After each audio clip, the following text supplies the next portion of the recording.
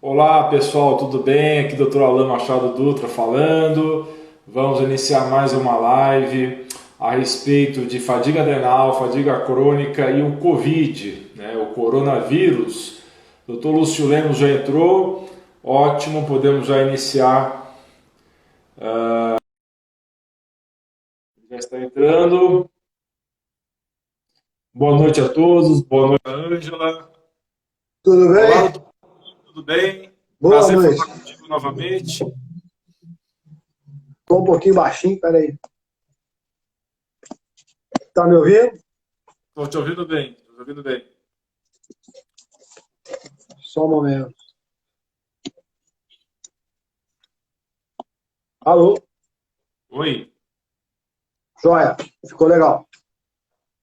Tudo Bacana, bem? sua imagem está um pouco congelada ainda na tela, mas estou ouvindo sua Congelado? voz. Está rodando um pouquinho aqui, eu acho que está entrando ainda. Aham.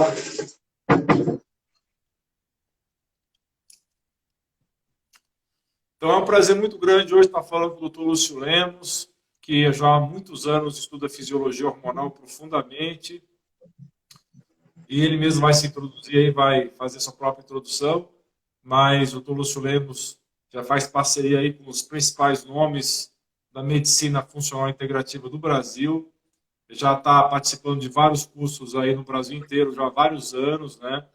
E ele vai Uhum. falar para vocês um pouquinho dessa experiência que ele tem dos exames laboratoriais, inclusive falar dos exames de ponta que ele tem hoje para o diagnóstico precoce do coronavírus. A tua imagem Tudo bem, aparece para Alan? mim ainda congelada, viu? Ué, eu vou sair e pedir de novo?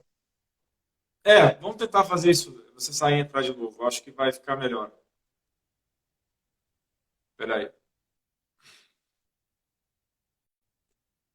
Boa noite, Bernardo. Boa noite, André. Boa noite, Janaína. Estamos então iniciando a live. O doutor Lúcio Lemos já está presente, só que tivemos um probleminha técnico aqui. Ele vai entrar novamente. Está entrando.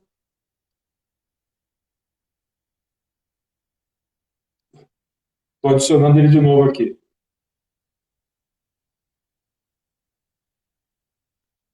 Opa, está entrando. Ó, ficou? Vamos ver. Tá, ainda a sua imagem ainda está um pouco congelada ainda, mas vamos ver. Vamos ver se entra isso. Vou esperar um pouquinho. Tá uma rodinha rodando aqui, né? Aham. Como se estivesse entrando ainda, né? Aqui Mas sua tá, voz aqui está você, passando bem. Sua voz está passando normal. aqui a sua imagem tá normal, tá tranquilo. Beleza. Então a live de hoje, pessoal, é sobre fadiga crônica, sobre disfunção do eixo HPA e sobre o coronavírus, tá? Nós vamos falar desses assuntos aí, tá bom? Curioso que não está ainda tá com aquele efeito ainda da sua imagem congelada, sabe, Lúcio? Sim, mas aqui tá normal, tá, a internet tá normal, eu tô Bom, vendo tudo normal, sua imagem tá ótima. que Tá todo bom. mundo aí Pessoal, congelado? vocês que estão acompanhando a live aí, vocês podem me dar uma posição? Vocês estão conseguindo ver a imagem do Dr. Lúcio Lemos ou ela está congelada? Porque para mim aparece a imagem congelada aqui rodando ainda. A voz dele está passando bem, mas a imagem dele não está entrando. O que vocês me dizem? Alguém está comentando que acha que o seu vídeo está desligado, mas não está não, né? Não. Deixa eu dar uma olhada aí. Eles também estão Mas se falando que tivesse está ligado, congelado. Oi? o vídeo, como é que faz? Só um instante, como é que faz? Tem alguma coisa congelada aqui? Mas eu já Está fiz todo isso. mundo dando mesmo no feedback. A imagem estava congelada.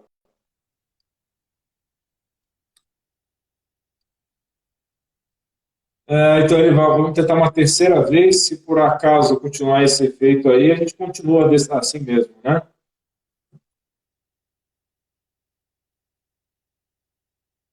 Vamos lá, de novo. Adicionar.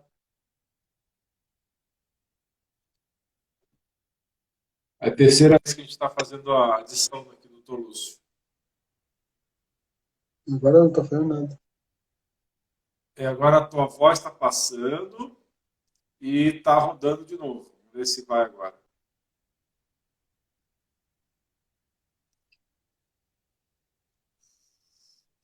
Qualquer coisa, Lúcio, a gente faz na sua rede, tá? Uhum. Eu entro lá. Podemos Tá. fazer assim também, ó. Eu todo mundo para. Qual que é o seu Instagram, Lúcio, do É, laboratório? arroba Lúcio Lemos Lab. Lúcio Lemos Lab, tudo junto. Tá, então se a gente não conseguir aqui, pessoal, vamos entrar pelo Lúcio Lemos Lab, tá? Arroba Lúcio Lemos Lab. Agora não tá indo nada. Não, não tá indo não. Agora tá preto de vez. Não estou entendendo o que está acontecendo, não. Mais uma vez, tá? Tá, tá, vamos tentar mais uma vez.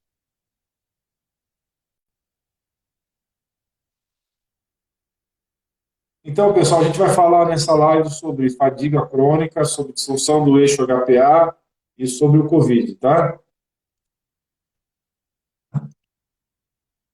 Opa, deu uma mensagem agora aqui que não pôde participar aqui. Deixa eu ver o que está acontecendo.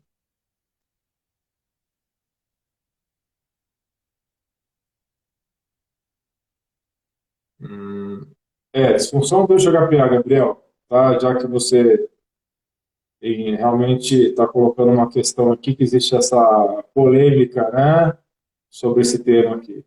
Ok? Fadiga crônica, então. Vamos lá. Lúcio, você está...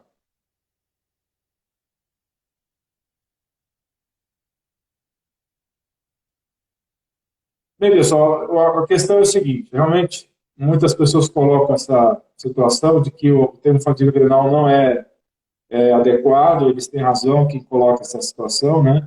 Esse termo foi popularizado pelo Dr. James Wilson já há mais de 10 anos atrás, cerca de 20 anos atrás, mas ele não é mais adequado mesmo não, tá?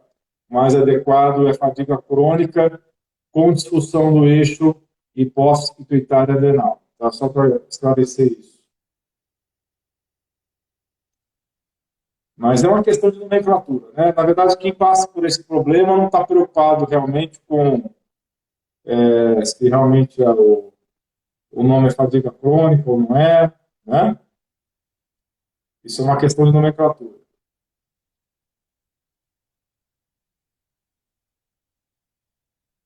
Pronto, deixa eu adicionar.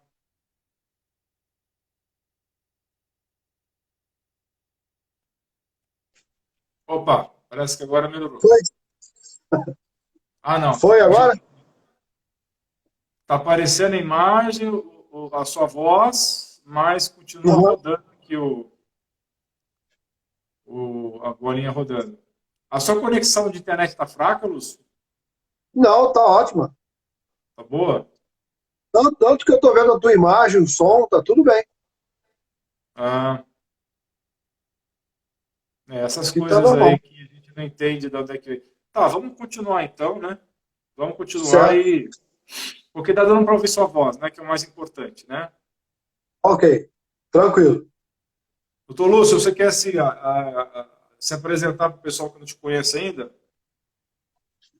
Bom, gente, eu sou o Lúcio Lemos, eu sou biólogo, sou especialista em análises clínicas. Eu trabalho com isso desde os 14 anos, vamos completar agora aí 43 anos de laboratório, tá?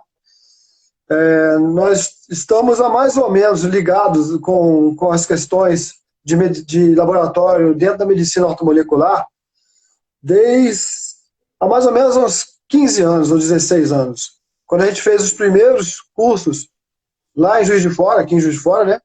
E na época a gente gerou o primeiro simpósio da Zona da Mata de ortomolecular. Então a gente na época convidou o doutor Efraim, o doutor Arthur Lemos, né? Isso tem mais ou menos uns, vou te falar, isso deve ter uns 15 anos atrás.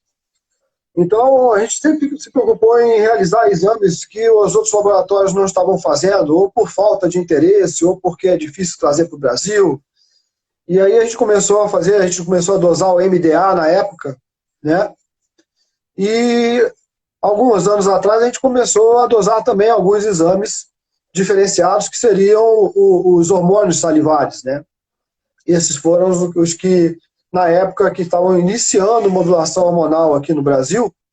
Eu lembro do Dr. Paulintai, né, conversando comigo do interesse que tinha, né, de trazer hormônio salivar aqui para o Brasil. Logo depois a gente começou a trabalhar também com o Dr. Laí Ribeiro, e daí começou a dar aula no curso, né, na pós-graduação dele, na pós-graduação do Ítalo Rachid, né, também dou aula nos cursos do Arthur Lemos, e estamos montando uma pós de exames salivares, exames da parte de medicina ortomolecular com o Dr. Efraim, que ia começar agora em maio, junho desse ano, mas devido ao coronavírus a gente atrasou isso aí, né?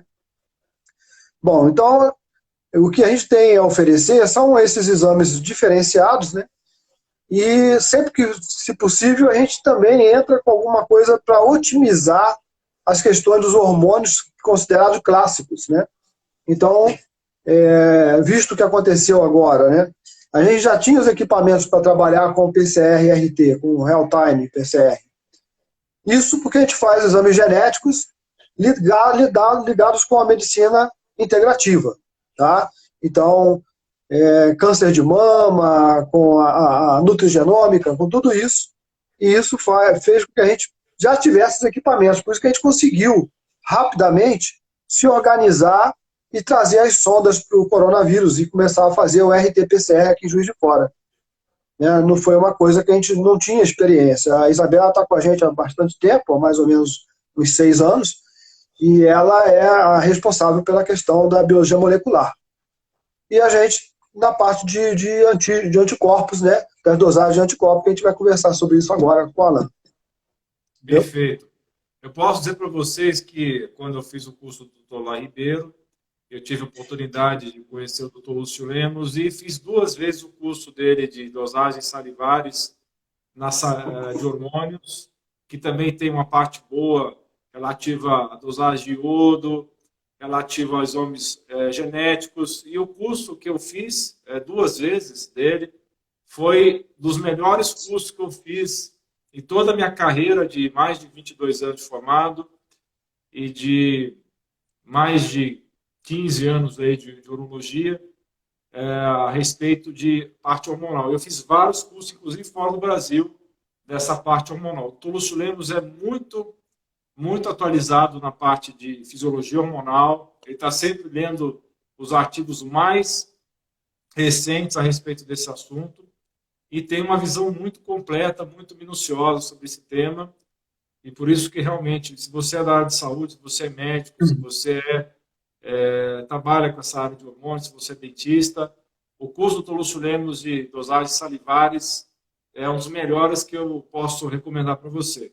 E o Dr. Lúcio está nessa estrada, como ele mesmo falou, há 15 anos e só fazendo parceria com os melhores mestres aí do Brasil, Dr. Lá Ribeiro, Dr. Efraim, Dr. Ítalo Rachid, o próprio Dr. Arthur Lemos. Então, é só gente fera que ele fez parceria nesses últimos anos aí. Então, eu estou muito grato aqui de ter a presença dele aqui conosco para falar desse assunto tão importante, até porque ele tem apresentado umas soluções aí no mercado de exames, aliando grande qualidade, com uma análise muito bem precisa da situação atual do Covid, né? Porque a gente tem visto alguns laboratórios vendendo soluções parciais e o Dr. Lúcio Lemos está lançando aí soluções completas para diagnóstico do Covid, né? Então, eu queria que o senhor falasse um pouco mais para a gente a respeito das diferenças dos exames, você falasse do RT-PCR, do IgA, do IgM e do IgG para o Covid, doutor Lúcio. Correto. Bom, muito obrigado pelo que você falou, tá? Estou lisonjeado. Mas, com relação a esses exames, nós temos que entender a seguinte questão. No primeiro momento, nós estamos tentando identificar pessoas que estão com o vírus. Vocês devem concordar comigo que quando você vai pesquisar um anticorpo, você está sempre atrás na história, você está tentando verificar o que já aconteceu. Então, assim, é importante ter um anticorpo? Mas, num primeiro momento, o que a gente precisa é identificar quem tem o vírus e isolá-lo, tá? Porque você ir atrás pelo anticorpo, primeiro, você está com um teste tardio, um teste que vai te mostrar algo que já aconteceu, tá? No mínimo uma IgA, no máximo uma IgA vai te mostrar alguma coisa mais precoce, mas nem todo mundo tem a IgA na mão para fazer, né? Mesmo assim, isso vai ocorrer mais ou menos com 7 dias de sintoma. E a gente sabe que os sintomas são bem mais tardios do que a própria infecção. A infecção ocorre e com 2 dias de infecção, sem sintoma algum, você consegue detectar pelo RT-PCR se o paciente tem o vírus. Da onde a gente consegue entender que as referências dizem sempre o seguinte: 80% dos pacientes assintomáticos, dos pacientes portadores, não tem sintoma algum. Então, muita gente está andando aí na rua com o vírus, sem sentir nada, absolutamente nada, vai e faz um exame para anticorpo, teste rápido, ou que seja o outro. O teste rápido tem um monte de problema, mas depois a gente fala sobre isso. Mas faz um exame de anticorpos, dá negativo, fica satisfeito, mas ele está com vírus. Pode ser que depois de alguns dias, a IgA, a IgG, a IgM dele positive, mas ele já fez o exame antes. Então esse exame é sempre tardio. Ele é um exame que foi desenhado para você fazer um estudo epidemiológico do que já aconteceu. Ele não é um exame para esse tipo de problema que nós estamos vivendo agora, que a gente tem que ser ágil, separar o mais rápido possível. Então, quando você vai dosar, e tem testes que fazem IgM e IgG, aí você faz IgG, IgM, dá IgM positiva, e você acha que aquilo ali é um exame que a doença está ocorrendo naquele momento. Isso é figura de livro, gente. A gente pode ter uma IgM positiva tardia. Ela está lá circulante, mas a doença já se foi há algum tempo. Mas pode também ocorrer do paciente não desenvolver anticorpo algum, que a imunidade inata dele deu conta. Ou mesmo esse tipo de paciente é um paciente que não tem receptores para o vírus não consegue se colocar nele. Então existe ainda, a gente não sabe nada sobre esse vírus. Então não podemos pegar exames que outrora funcionaram para outros vírus, tipo rubéola, é clássico. Todo mundo pega um exame de rubéola, IgG e IgM, se der IgM positivo, acha que a pessoa está com o problema. Cuidado, muitas vezes aquela IgM daquela gestante, ela é residual de 6 meses atrás, e a gestante está com 3 meses. Então tem que tomar muito cuidado com isso também. Faça sempre, se der uma IgM positiva, uma IgG, né, avidez. Existe no mercado, o laboratório, os convênios pagam IgG avidez, que vai mostrar se aquela IgG que está ali, ela é ávida, ela está trabalhando, mesmo em presença de uma IgM positiva. Aí sim. Mas simplesmente pegar um resultado de IgG e IgM para rubéola positivo, por exemplo, e determinar que a doença está ativa, cuidado. Às vezes a paciente não está com o vírus circulante mais, né? Então, o mesmo ocorre com esse vírus. Um exemplo. Eu tive PCR-RT positiva. E essa IgM positiva, essa RT-PCR positiva, ela não virou anticorpo algum. 20 dias depois, segunda-feira agora, eu colhi e continuo negativo. IgG, IgM e IgA. Eu não gerei anticorpo. Então, esse marcador, ele engana. Se der positivo, se for um teste bom, se não for falso positivo, se for positivo, tudo bem. Mas se der negativo, não significa que você não teve contato com o vírus. É isso que tem que ficar claro. Não é um exame diagnóstico de doença ativa. Ele vai sempre te contar que o vírus passou por lá. Mas o fato de ter uma IgM positiva não significa grandes coisas. Tomar cuidado com esse detalhe. Vai isolar a gente. Tem gente que está sendo isolado porque deu IgM positiva. Tem que fazer o RT, porque pode ser residual. Ele já deu conta daquele vírus. Entende? Então, a diferença nisso aí, que é importante entender, é uma pessoa quer voltar a trabalhar, uma pessoa quer visitar a mãe no Dia das Mães. Fiz meu IgM, deu negativo, não quer dizer nada. Faça o RT-PCR. Deu negativo, Na hora que você colheu, vai para casa, fica quieto, espera o resultado, saiu para a internet, entra no carro, vai para casa da mãe. Porque também, entre o dia que colheu e o dia que recebeu o resultado, você pode se infectar. É muito rápido. Ok?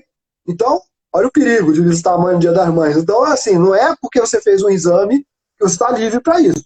Tá? Ele é muito atual. Né? Então, eu considero que se as pessoas fizessem esse RT e descobrissem precocemente que estão com o vírus, elas tomariam as precauções necessárias, que era o isolamento dela mesmo, e um possível tratamento profilático para não desenvolver ou piorar a situação. Né? Aí vai ser por conta do médico. E, doutor Lúcio, como é que você explicaria essa situação? Quer dizer que como é que se interpreta esse resultado de RT-PCR positivo com IgM e IgG negativos depois de mais de 20 dias? Isso seria porque a sua imunidade inata conseguiu lidar com o vírus? Existem duas situações aí, né? A primeira, a questão da imunidade inata do sujeito. Tá? Ele pode ter uma boa produção de interferon, né? Ele pode ter questões de IgA secretória, tá, no meio. Ele pode estar protegido porque não está se alimentando com alimentos que geram inflamação na via aérea. Tá? Ele pode não ter, como eu não tenho, uma asma, alguma coisa. Então você tem uma proteção de primeira passagem ali, que é de IgA secretória muito boa, mucosa legal. Mas também tem um detalhe que eu fiz. Assim que eu peguei o resultado, gente, quando eu fiz o exame, eu não tinha sintoma nenhum. Eu fiz por quê? Porque todo mundo me pergunta, para que você fez esse exame? Porque a minha máquina estava lá e os agentes chegaram dos Estados Unidos e falei, vou fazer o meu também. Eu queria ser um teste negativo, um controle negativo. Acabei sendo um controle positivo. E aí, o que eu fiz? Eu me isolei, saí do laboratório, me isolei, fui para um apartamento, fiquei sozinho, tá? Mas eu fiz os recursos que a gente utiliza aí na medicina integrativa, que foi fazer a vitamina C EV, né? Fiz ozônio, fiz BEMER, fiz ILIB, fiz um monte de coisa. Será que nessa eu potencializei, entre aspas, uma imunidade, né, inata artificial também? Eu criei uma situação que pode ter sido na hora certa. E aí, o que acontece? Não houve, né, uma proliferação do vírus a ponto de chegar no meu sistema imunológico de segunda, que seria o adquirido, e produzir hormônio algum, ou anticorpo algum. Ou seja, pode ser que eu tenha barreirado e eu posso estar ainda suscetível a pegar uma próxima infecção. Então, isso não quer dizer que eu estou imune a ela, né? Então, esse é o cuidado que a gente tem. Então, eu continuo fazendo esses procedimentos, não como foi feito antes, né? Eu não estou fazendo mais 22,5 gramas de vitamina C EV, eu fiz 3 dias seguidos, né? Mas eu faço agora uma vez por semana. Mas não 22,5, eu faço os 8 gramas. Entendeu? Perfeito. Mas Então, você continua fazendo então então, os 8 gramas, ou viu ou não? não, eu estou fazendo EV uma vez por semana e eu uso vitamina C 1,5 grama, uma vez, meia grama por momento, manhã, tarde e noite. Né? Mas usa vitamina D, né? O ozônio, não é mais de 39 gama, como eu fiz nos 3 dias que eu me tratei. O que aconteceu? Deu positivo, eu fiz esse procedimento, esse protocolo por 3 dias, no quarto repeti, negativou. Continuei isolado, porque eu não ia confiar, porque na hora que eu parasse de fazer o protocolo, pode ser que estivesse voltando, né? Eu fiquei mais 4 dias e repeti de novo. Continuou negativo. Aí sim eu voltei a trabalhar. Mas nesse decorrer de tempo, antes e depois, nada de sintoma. Importante lembrar isso, tá? Muita gente não vai ter sintoma algum. Então, se eu não tivesse feito esse exame, vamos dizer que eu tenha feito assim, não estou sentindo nada, eu vou fazer a IgG. Ou a IgM. Deu negativo, não tem problema. Imagina eu circulando dentro do laboratório, passando para outras pessoas, porque eu não fiz o exame correto na hora certa. Entende? Realmente faz toda a diferença, né? Você poderia ser um transmissor assintomático para muita gente, né? Exatamente, é o que está ocorrendo, né? Porque quando você detecta uma pessoa positiva na IgM com sintomas, ela já circulou, já conversou, já passou o vírus para várias pessoas. E se você, Exatamente. né? O correto é o quê? Já que essa pessoa já passou até a hora, está no hospital, é pegar os seus parentes e fazer o PCR-RTD. Porque ele pode ter transmitido para um parente antes de começar a febre, e agora ele está no hospital. Ele foi isolado. E os que ficaram em casa? Entende? E como todo mundo está começando a sair, ou vai visitar um ou outro, acaba fazendo, essa pessoa assintomática vai levar o vírus que para o parente dele foi ruim, mas para ele não está sentindo nada. A Coreia Então fez isso é assim. importante mesmo. Porque, na verdade, eu recebi até propaganda, viu, Lúcio, de um laboratório oferecendo justamente, mas eles estavam oferecendo somente o IgM e o IgG. Eu até questionei com eles a respeito do RT-PCR, até porque eu estava já acompanhando no WhatsApp os seus relatos aí, dos seus achados, e Uhum. infelizmente eles não têm o RT-PCR. E hoje, até pelo que você acabou de falar e pelo que nós estamos observando, o mais adequado realmente é a gente fazer a triagem através do RT-PCR. Sim, com certeza. E o que acontece também, já, vamos dizer que você não tenha como fazer uma RT-PCR e quer fazer um anticorpo. Você tem que trabalhar todos os dois, mais a IgA secretória. A IgA, desculpa, a IgA COVID. Anticorpo IgA para o COVID. Por quê? Primeiro, que a IgA para a COVID, o anticorpo, ela é de mucosa também. Olha onde está o perigo. E ela pode parar por ali também. Então, tem gente que fez exame tempos atrás e continua com a IgA positiva. Ela teve o vírus, fez anticorpo junto, a IgA está positiva, ela não tem mais, mas mostrou que tem. Então, a primeira a subir vai ser sempre a IgA. E ela é de mucosa, tá? E ela foi desenhada agora para o próprio, ela é específica mesmo para ele. Então, é importante isso. Né? Se você não tem o RT-PCR, que é o certo, é o padrão ouro, clinicamente falando, ele não é nem comparado aos anticorpos. Porque você não pode comparar exames que são de matrizes diferentes. Tá? É diferente. O padrão ouro para toxoplasmose, sabe qual é? É imunofluorescência. Alguém faz isso hoje? Não. Só para controlar os outros kits. Tá? Agora, o padrão clínico, padrão ouro para a COVID, é o RT-PCR. Eu vou bater nessa tecla sempre. Porque, além de tudo, existe um grande problema nos testes que chegaram no Brasil logo no início. Eu já falei isso outras vezes. Todo o processo de registro pela Anvisa de kits, qualquer kit que seja, ele leva um tempo, porque a Anvisa estuda aquilo a fundo. Só que isso aí vai levar 1 ano, 2 anos. O que aconteceu quando começou o problema com a Covid? A Anvisa se viu obrigada a dar registro provisório de 180 dias para os kits. Mas só depois que isso começou a funcionar dentro do Brasil que se percebeu a baixa sensibilidade desses kits rápidos. A Espanha gritou lá que só tinha 30% de sensibilidade. Você tem um teste de 30% de sensibilidade, é melhor você comprar uma moeda e jogar a moeda para cima, que é 50%. Sim. 30% é um kit que não funciona direito.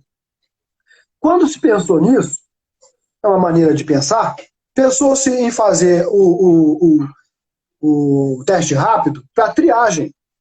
Vocês concordam comigo que uma triagem é melhor que ela erre para mais e você depois confirme em outro teste mais específico e se for negativo, tudo bem? Porque um teste de triagem que erra para menos, ele está deixando fora muita gente que está doente. Perfeito. Imagina um Então, a teste de sequência mais HIV. correta seria fazer primeiro o RT-PCR e depois fazer IgM-IgG. Seria assim? Exatamente, isso aí, e aí, depois de uns 20 dias, porque você não está querendo nem saber muito mais se produziu IgA, né? Você quer saber se tem uma IgM e uma IgG se formando. Porque aí já vem a história, esse cara criou um anticorpo, que também não é garantia ainda, né? Ninguém sabe se você tendo um anticorpo, você está protegido, né? Então, a meu ver, é desperdício de dinheiro. olha aqui, vocês estão falando com o cara que vende os exames, cara, eu faço os dois. Tá? Eu estou sendo bem claro para vocês. Sair rastreando com anticorpos, vocês estão sempre atrás na história. Vocês têm que sair rastreando com RT-PCR. Ah, mas não tem no Brasil. Já tem, já está chegando, já se organizaram. Os laboratórios já estão conseguindo fazer. Tá? Eles já estão sendo até, os resultados deles já estão sendo até aproveitados pelo Ministério da Saúde, porque antes tinha um problema de passar pelo órgão estadual, mas não está dando conta de todos os laboratórios serem validados. Então vai acabar funcionando dessa forma. Então é importante fazer o RT-PCR. E mais importante ainda é se você consegue fazer o RT-PCR na sua cidade. Se você não consegue fazer na sua cidade, você tem que ter um local que receba esse material em 48 horas, no máximo. Deixa eu explicar o que acontece. Chama-se erro pré-analítico.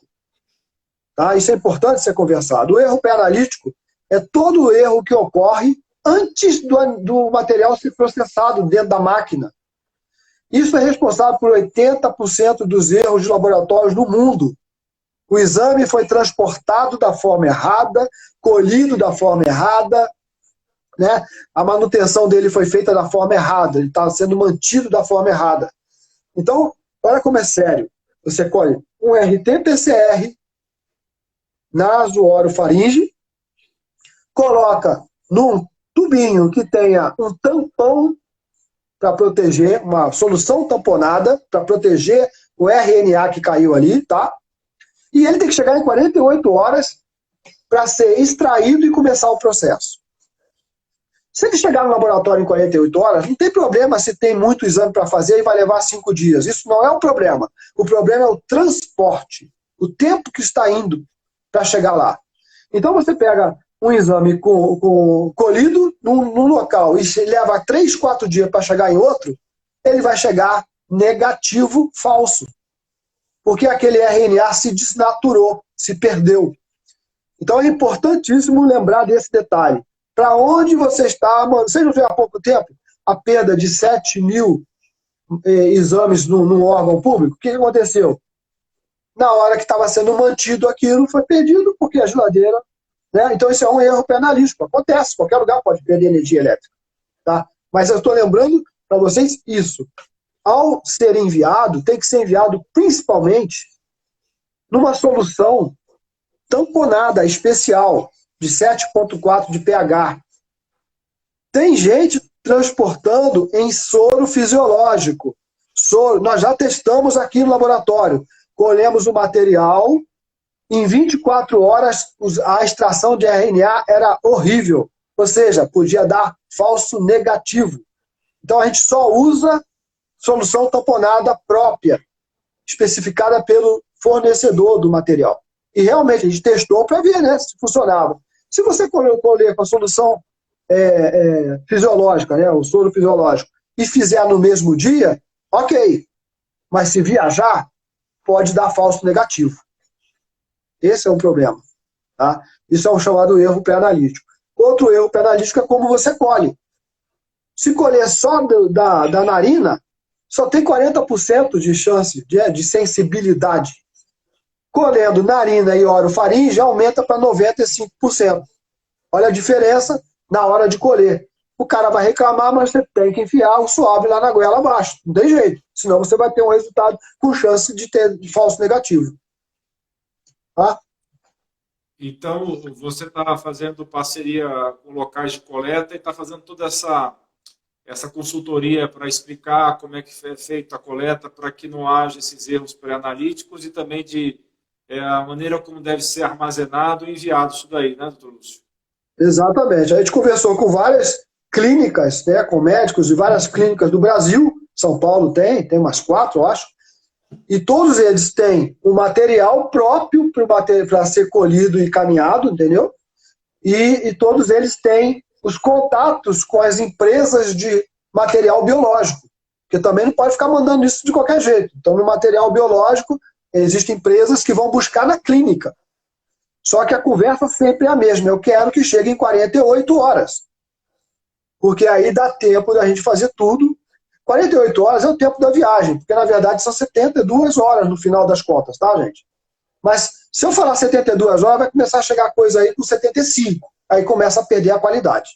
Então a gente tem 48 horas, porque aí a gente tem o tempo dentro do laboratório para fazer a extração do RNA. Entende? Que aí a Isabela cuida disso. Um dia você pode bater um papo com a Isabela também sobre esses assuntos. Perfeito.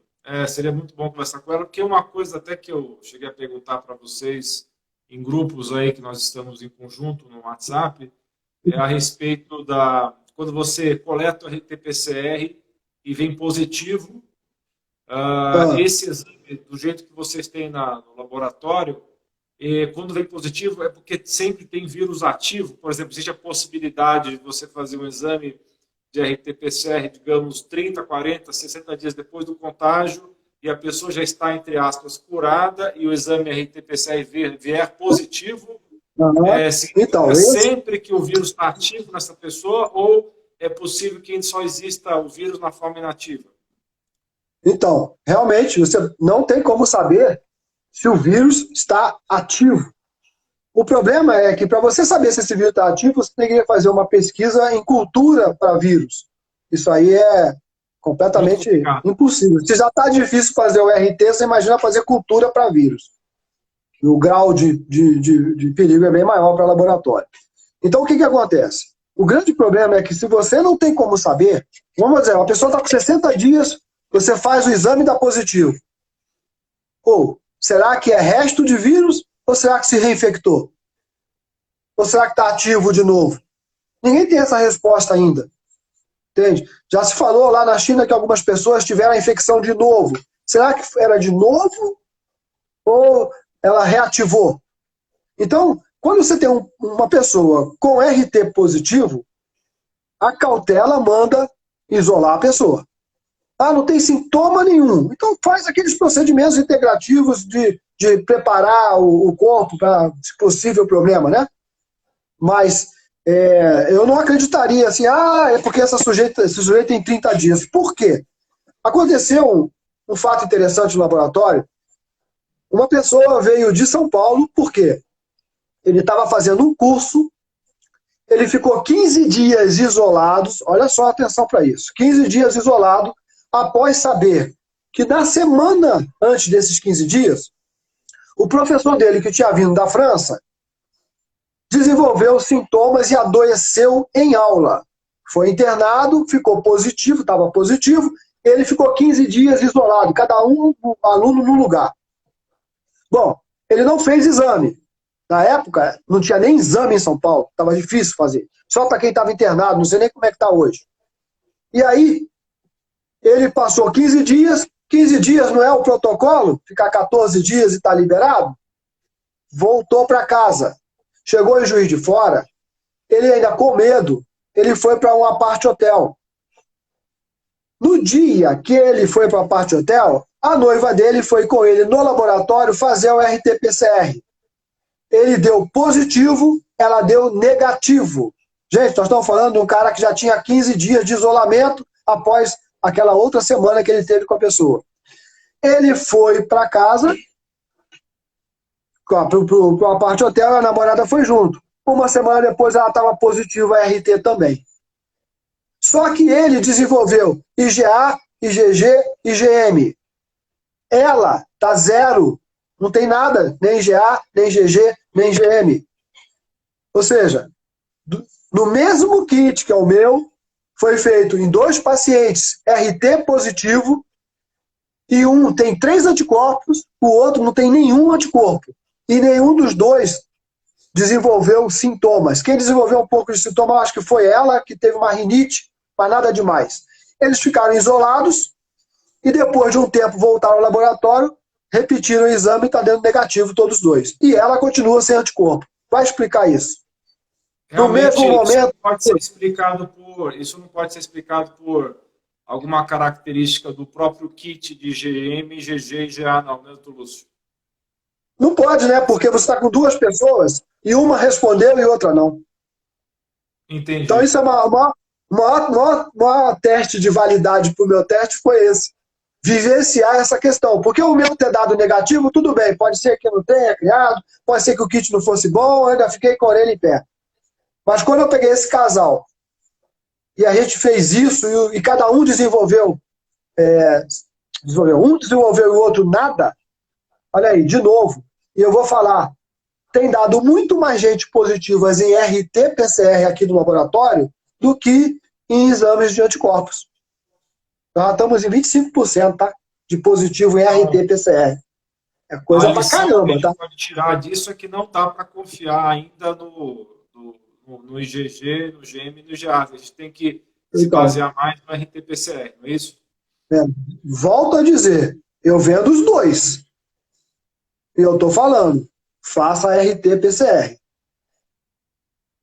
Tá? Eu tenho os kits, eu faço, as pessoas solicitam, mas os resultados não trazem uma conclusão.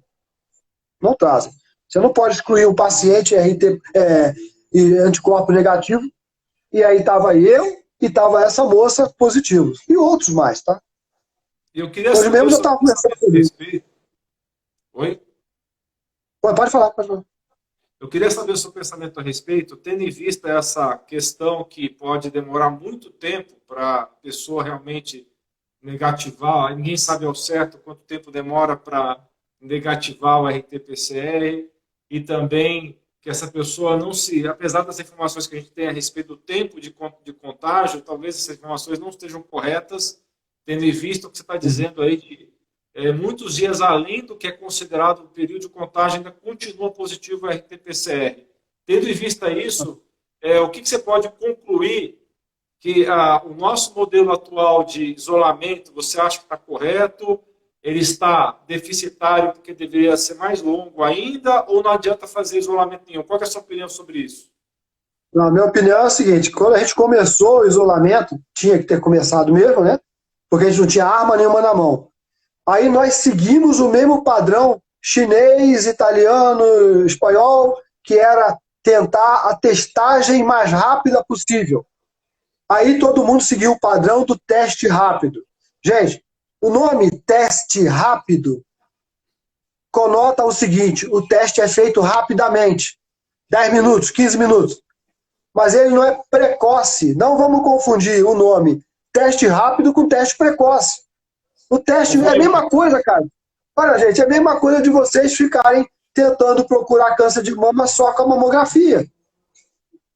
Ela não é precoce. Ela vai te mostrar que já está lá. Não estou falando que ela está errada, não. Ela é um exame que está te mostrando, já chegou. Né? Então, na visão de vocês, deveria ter alguma coisa que mostrasse que vai começar. É diferente.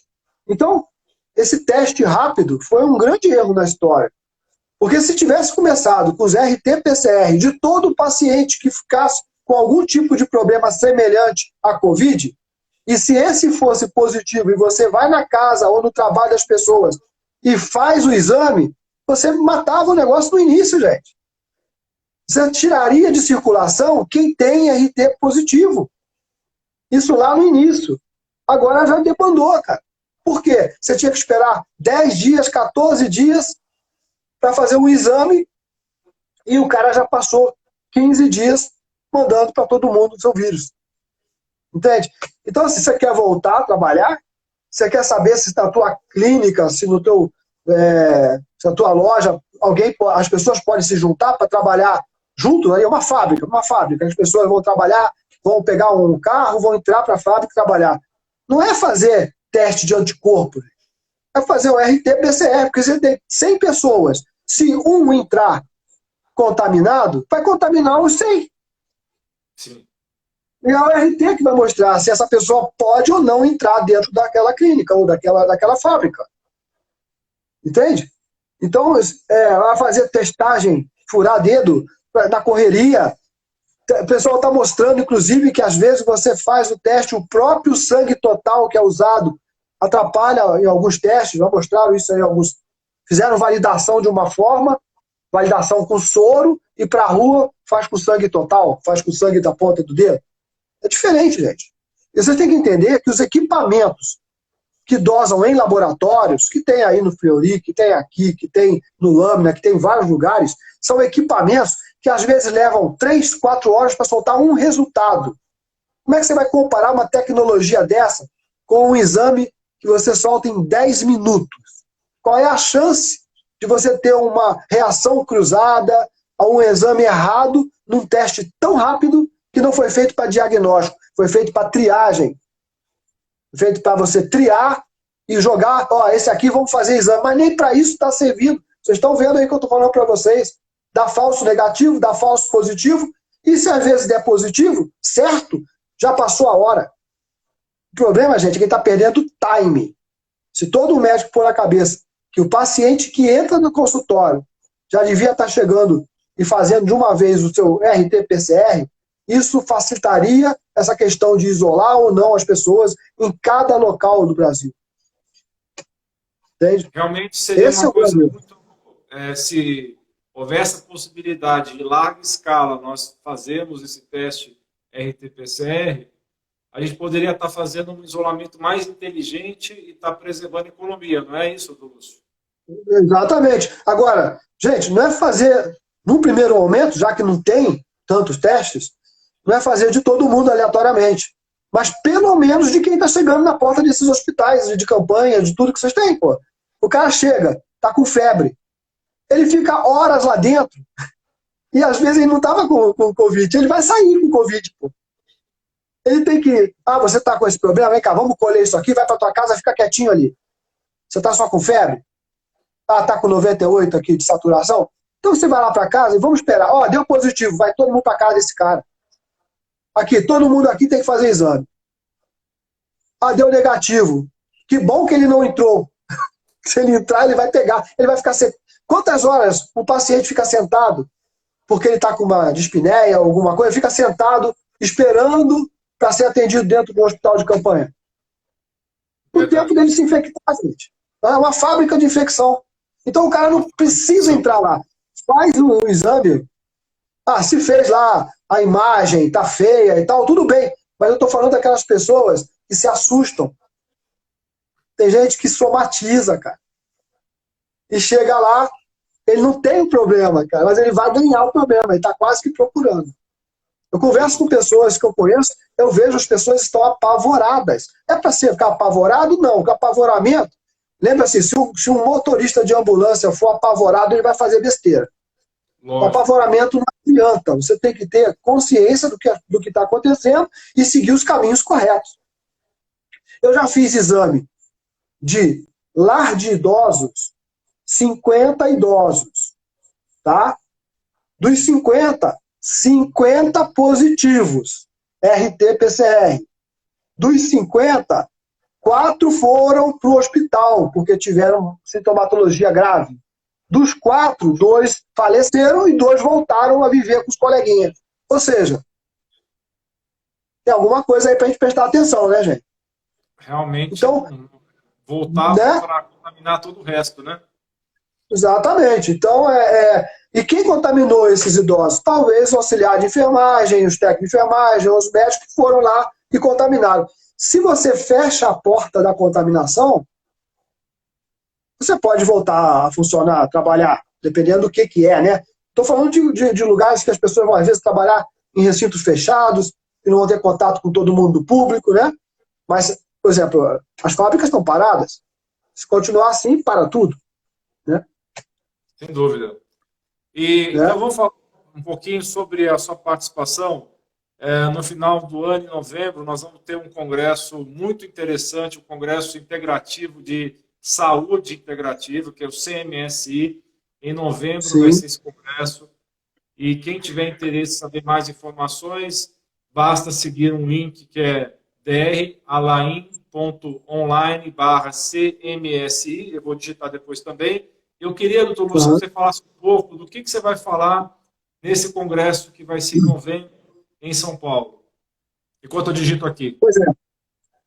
Então, a gente vai conversar, né? Você vai estar com a gente, né? Vai ser um curso, né? Que a gente vai organizando, né? Sim, vamos estar junto lá. E nós vamos conversar sobre a questão da dita fadiga adrenal, né? e que a gente vê como uma síndrome, né? Que vai envolver vários sistemas do teu corpo. Então, o grande questão, né, que eu vi ali o pessoal escrevendo, quem nunca teve fadiga adrenal, né? E quem fala que não existe é porque nunca teve. E, na verdade, o grande perigo nesse nome da fadiga adrenal é a questão de que muitas vezes a pessoa conota esse nome com Addison, né? Então, assim, no Addison, você não produz nada de cortisol. Então, o seu tratamento é 1. Na fadiga adrenal, você pode estar produzindo o cortisol na quantidade normal, mas esse cortisol acaba ficando agregado, preso, conjugado a uma proteína chamada transcortina, que é o CBG. E essa proteína, né? Essa proteína, se ela estiver ávida demais, segurar teu cortisol, não adianta você produzir cortisol. Ele sai e fica preso ali, né? E aí você tem sintomas de hipocortisolismo.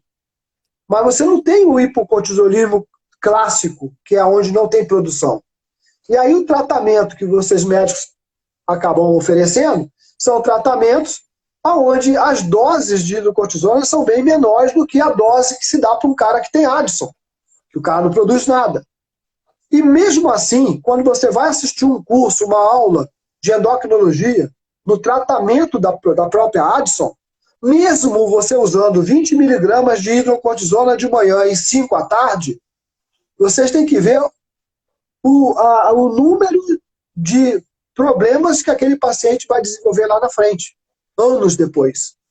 Então você imagina, se 20 miligramas para quem não tinha nada de cortisol, lá no final pode trazer uma alteração cardíaca, uma diabetes, uma catarata e outras coisas mais que eles colocam lá, você imagina um cara que já produz, mas ele só está preso.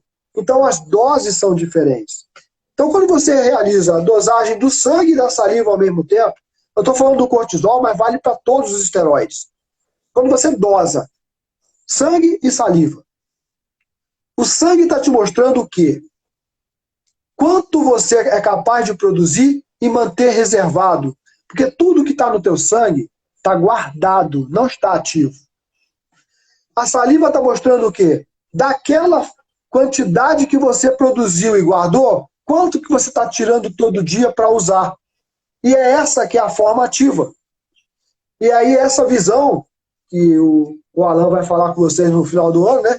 No curso lá, que o tratamento é diferente. Na testosterona é a mesma coisa.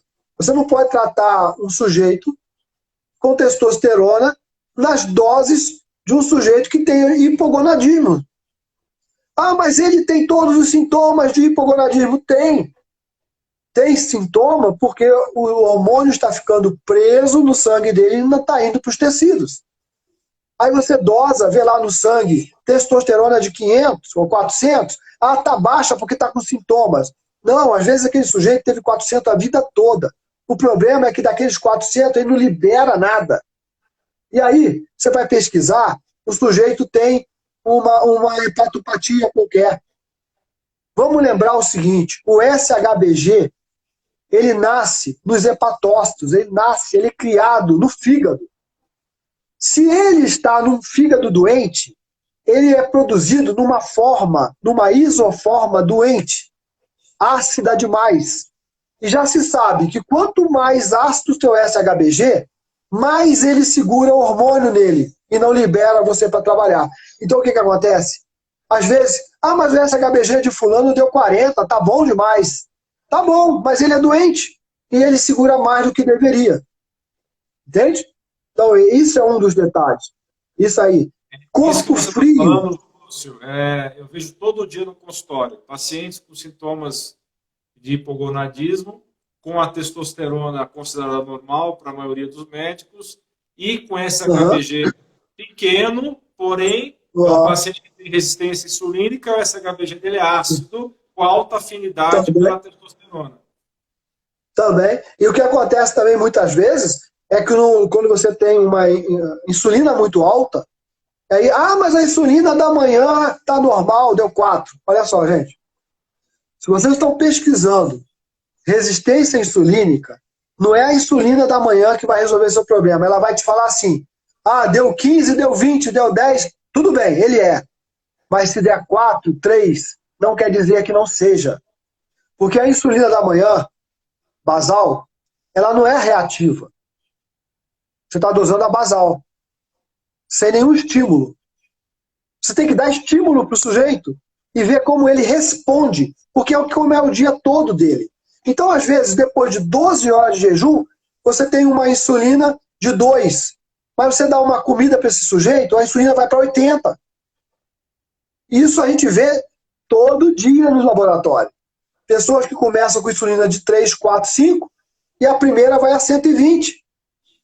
E às vezes demora a descer. Chega na quinta hora que desce. E muitas vezes com hipoglicemia. Ah, eu fiz a glicada do paciente. Deu normal. Glicada não marca resistência insulínica. Glicada marca a média da glicose durante 3 meses.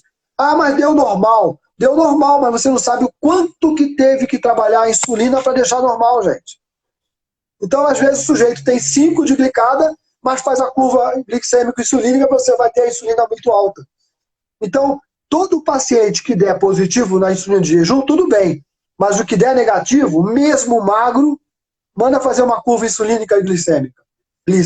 Glicemia e insulina ao mesmo tempo. Toma o distrozol, colhe 1 hora, 2 horas, 3 horas depois, você vai ver a surpresa que vocês terão.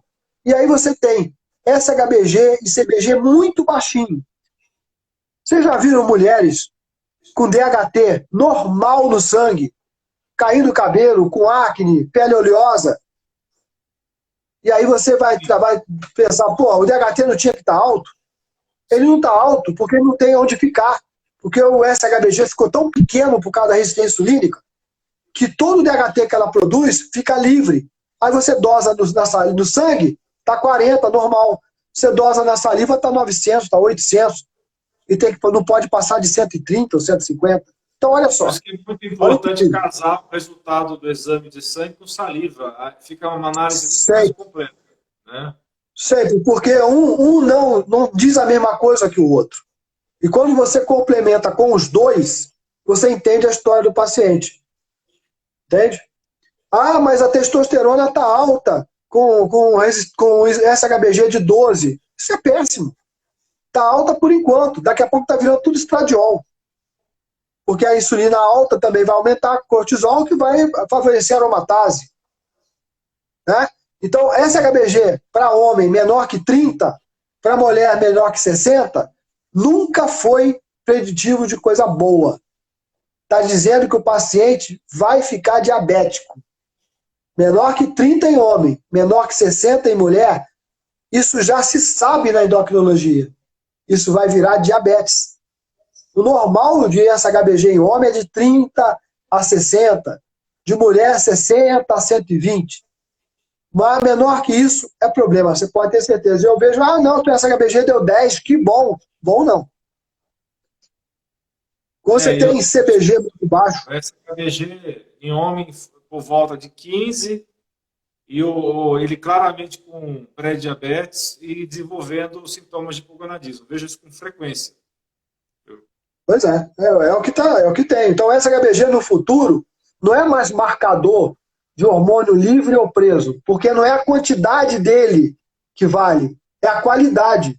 E não tem como dosar a qualidade de um SHBG no laboratório. Você vai ter que fazer de forma indireta. Como? Dosando sangue e saliva, os hormônios, vendo que tem algo errado, não tem correlação entre eles têm que ter correlação, mas no paciente patológico não tem. O hormônio no sangue vai estar alto, na saliva vai estar baixo, ou vice-versa. E aí você vai pesquisar o que causa isso. Como eu falo, hipotireoidismo esfria o teu corpo. Teu corpo vai baixar a temperatura. Corpo frio, o SHBG e o CBG fica mais ávido. Então ele vai roubar o teu hormônio, vai segurar o teu hormônio. Então esse é o problema. Então, às vezes, tratando o hipotireoidismo, você libera o hormônio para funcionar. Nem precisaria entrar com o hormônio em si. Ou entraria com o hormônio enquanto resolve o hipotireoidismo. E aí depois você vai controlando e diminuindo a dose. pouco mais de 10 segundos de live. Você quer continuar esse assunto outro dia ou você quer começar uma outra live ainda hoje? Ué, acho melhor a gente começar um outro dia, a gente pode marcar sim.